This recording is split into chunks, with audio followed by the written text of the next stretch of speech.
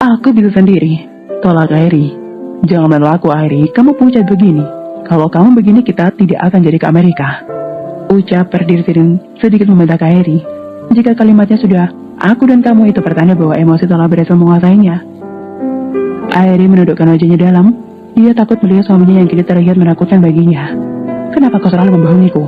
Jika sakit bilang saja sakit, apa susahnya? Kenapa terus berbohong? Kalau terjadi apa-apa padamu bagaimana? Apa kau masih belum memaafkanku? Apa kau masih marah dan membenciku? Ucap Perdiri Silin murka, lalu meletakkan tubuh istrinya itu ke dalam petak. Tanpa dia sadari emosinya telah memuncak, bagaimana dia tidak murka? Ini bukan pertama kalinya Airi membohonginya. Sudah sering terjadi hingga membuatnya merasa sangat khawatir, dan tanpa sadar dia telah memarahi istrinya dengan berlebihan. Airi yang merasa takut dan ditambah rasa bersalah tampak diam. Tanpa bisa dia tahan, air matanya sudah menerbas keluar dari kedua sudut matanya. Melihat istrinya menangis, barulah Perdiri Silin tersadar bahwa dia telah memarahi istrinya terlalu berlebihan. Airi sayang, maafkan aku ya sayang, ujar Perdiri Silin merasa bersalah. Airi menggelengkan kepalanya dengan buliran bening yang terus mengalir dari kedua sudut matanya. Airi menangis bukan karena tidak memaafkan suaminya yang telah membentaknya, melainkan karena rasa sakit yang kini menjalar dan tidak dapat dia tahan lagi. Sudah terlalu banyak sakit yang dia dapatkan selama ini, dan dia merasa khawatir apakah dia akan terus merasa sakit terus-menerus seperti ini. Sakit kak, sangat sakit. Airi tidak sanggup lagi kak. Kenapa sakitnya tidak bisa hilang? Kenapa selalu sakit? Ujar Airi meringis terseduh-seduh. Tapi dia juga merasa lega karena setidaknya dia bisa mengatakan kalimat yang dari dulu ingin dia katakan kepada seseorang. Tapi dulu dia tidak punya siapapun untuk berbagi rasa sakit. Airi selalu memendam rasa sakitnya sendiri. Dia selalu berusaha untuk menyembuhkan rasa sakitnya dari orang-orang yang mencintainya. Bahkan kedua orang tua angkatnya termasuk adiknya Aurel tidak pernah tahu jika Airi mengalami dysmenorrhea yang cukup parah. Tapi ketahuilah, air matanya menetes bukan hanya rasa sakit yang kini dia rasakan, tapi juga rasa sakit di hatinya yang membuatnya merasa semakin tidak karuan. Airi tidak mau lagi kak, Airi juga mau punya bayi kak. Semua terjadi karena kesalahan Airi. Airi gagal menjaga anak kita kak. Lepas sudah kalimat yang mengganjal di hatinya selama ini, dia tidak dapat lagi menahannya. Semua misteri di hidupnya sudah terbongkar. Tapi kenapa dia belum juga mendapatkan kebahagiaan? Apakah memang begini takdir yang sudah digariskan oleh Autar untuknya? Kenapa Autar begitu kejam padanya? Apa tidak akan ada akhir yang bahagia untuknya?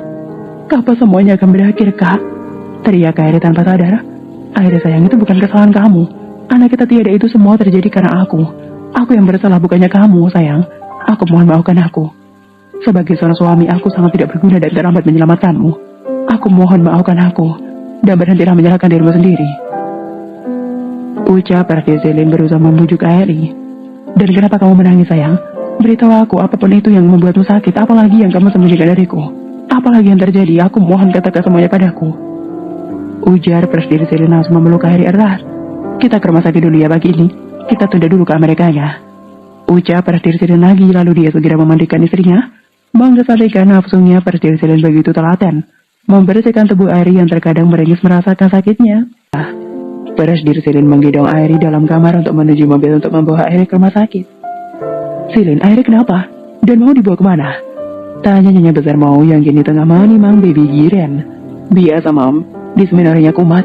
Jika Perdiri Silin tetap menggendong Airi. Benarkah? Apa masih terjadi sayang? Bukankah kau sudah berhubungan sakitnya akan berkurang? Pergilah bawa Airi ke rumah sakit dulu. Mam tidak bisa ikut karena harus jagain Giren. Nanti setelah pulang membuatkan jamu tradisional lagi. Ucap Nyonya Besar Mau. Baiklah Mam, Silin dan Airi pamit ke rumah sakit dulu. Jawab Perdiri Silin. Tunggu, Airi kenapa digendong-gendong begitu? Tanya Tuan Besar Aldrich khawatir dengan keadaan putrinya. Mau bawa Airi ke rumah sakit, Dad? Dysmenorrhea kamu? Jawab Perdiri Silin kembali menghentikan langkah kakinya. Benarkah? Dia ikut. Pinta Tuan Besar Aldrich semakin merasa khawatir pada putrinya itu. Sampai di rumah sakit, Anda langsung ditangani oleh Dr. Siming dan juga asistennya Dr. Luna. Dr. Luna yang berprofesi sebagai dokter kandungan langsung bertindak cepat dan dengan teliti memeriksa keadaan nonanya itu. Apa yang terjadi pada Nona Luna? Kenapa saya masih merasakan dysmenorrhea sangat nyeri?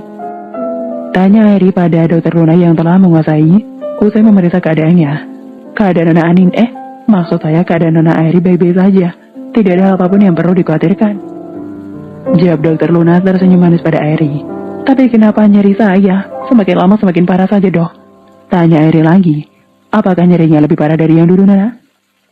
Tanya dokter Luna lagi, dan Airi menjawab dengan anggukan kepalanya. Itu terjadi karena sepertinya Nona Airi mengalami stres ya. Saya sarankan Nona Airi untuk tidak memikirkan hal yang berat-berat dulu.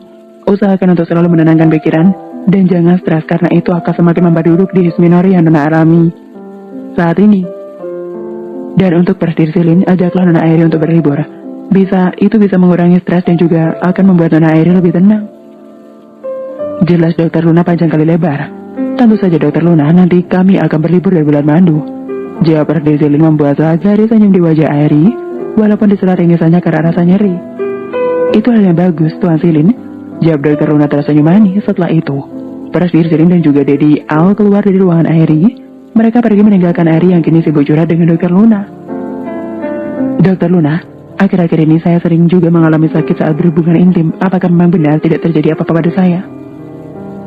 Tanya Airi heran. Saya sangat yakin Nona, kondisi Nona Airi baik-baik saja. Mungkin hal itu terjadi juga dipengaruhi oleh stres yang Nona alami. Jawab dokter Luna ramah. Apakah ada hal yang mengganggu Nona? Nona bisa ceritakan pada saya karena hal itu dapat memberikan sensasi rasa tenang pada kondisi Nona. Ujar dokter Luna lagi. Tidak ada dokter. Hanya saja saya mengkhawatirkan keadaan keponakan saya yang sekarang masih diculik. Dan juga saya juga ingin mempunyai baby dog. Jawab Airi menundukkan wajahnya dalam. Nona Airi tidak perlu mencemaskan keadaan baby Garen. Apa Nona lupa siapa dadinya? Tuan yang itu pria yang ahli dalam hal ini. Menyelamatkan seseorang yang disandera itu hal umum baginya. Jadi Nona tidak perlu mengkhawatirkan hal itu lagi. Dan untuk keinginan Nona agar hamil itu masih banyak kesempatan Nona. Nona Airi masih sangat muda. Masih banyak kesempatan untuk Nona bisa hamil lagi.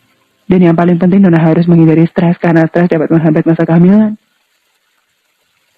Jelas dokter Luna lagi-lagi membahas stres. Nikmatilah bulan madu Nona nanti. Ucap dokter Luna lagi, menggoda Airi. Terima kasih banyak dokter Luna. Ucap Airi tulus dengan gerak pipinya yang telah marah karena malu. Di mansion utama, Mom, Kak Airi belum bangun ya Mom? Tanya Aurel yang keluar dari lift. Dia yang tadinya mandi menitipkan Giren pada maminya, sedangkan suaminya yaitu Tuan Yong sedang berangkat pagi-pagi sekali. Alasannya apalagi kalau bukan untuk menyusun rencana dalam menyelamatkan putranya, ia ingin dijadikan penerus geng mafia oleh Nosa. Tuan Yong tahu bagaimana pelatihannya untuk menjadi ketua geng Nosa. Pelatihannya sangat ketat dan sungguh kejam, di mana anaknya akan diuji tinggal di hutan ketika berusia 10 tahun, dan juga dilatih untuk tega membunuh manusia saat umur 7 tahun. Dan itu hanya sebagian kecil yang Tuan Yong ketahui. Masih banyak pelatihan dan tantangan lainnya yang mungkin lebih kejam lagi. Dan Tuan Yong tidak akan membiarkan hal itu terjadi pada putranya. Airi tadi ke rumah sakit. Katanya dysmenorrhea kambuh ini. Ucap nyonya besar mau memberikan Giren pada Aurel untuk segera disusui. Kamu susui dulu Giren. Mau makan buat jamu tradisional untuk kakakmu. Kasihan dia. Dysmenorrhea makin parah. Tambah nyonya besar mau lagi. Dysmenorrhea? Tanya Aurel heran. Karena memang dia tidak pernah tahu jika kakaknya mengalami hal semacam itu. Iya, dysmenorrhea. Apa kamu tidak tahu? Tanya nyonya besar ke mau dijawab anggukan kepala oleh Aurel. Nanti kamu akan tahu, mau racik jamu dulu. Jawab nyonya besar mau.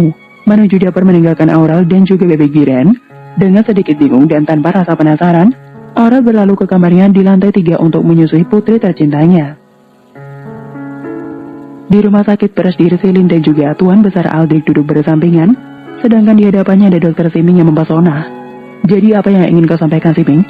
Tanya persdirsilin membuka suara. Iya, ada apa masalah yang kau sembunyikan dari Airi? Tanya Tuan Besar Aldrich dengan raut wajah khawatirnya. Silin dan juga Tuan Aldrich, di sini saya ingin menyampaikan masalah yang terjadi pada rahim Nona Airi. Jawab Dokter Siming tidak tinggal ekspresi langsungnya. Ya aku tahu, langsung saja katakan, jangan membuatku takut dengan raut wajah jelekmu itu. Ucap persdirsilin kesal. Belum juga aku katakan kau sudah memarahiku, bagaimana kalau kau mendengarnya? Jawab Dokter Siming ketus. Sudah, kenapa malah ribut cepat, katakan apa yang terjadi pada putriku? Ujar Tuan Besar Aldrich menengahi. Begini Tuan, saya menemukan sedikit masalah pada rahim Nona Anin. PMS-nya dialami Nona Anin saat ini sudah sangat parah. Dan saya khawatir ini akan menyebabkan Nona Airi sulit mendapatkan keturunan. Dan satu lagi hal yang cukup fatal yaitu ada sedikit infeksi pada rahim Nona Airi yang terjadi akibat keguguran sebelumnya. Dan saya perlu waktu untuk melakukan pengecekan lebih lanjut. Tapi jangan beritahu hal ini pada Nona Airi, karena takutnya dia semakin stres. Jelas Dokter Siming mengukir ekspresi kecewa dan khawatir pada dua pria di hadapannya itu. Astaga, kenapa bisa begitu? Kenapa ini sama persis seperti yang dialami istriku dulu?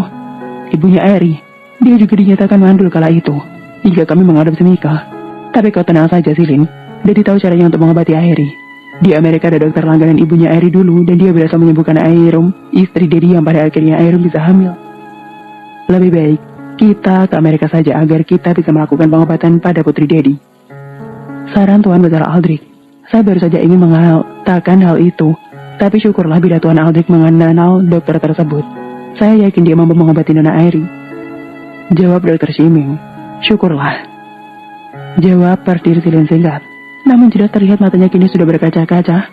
Rasa khawatir bercampur dengan rasa syukur nampak mampu membuatnya berkaca-kaca.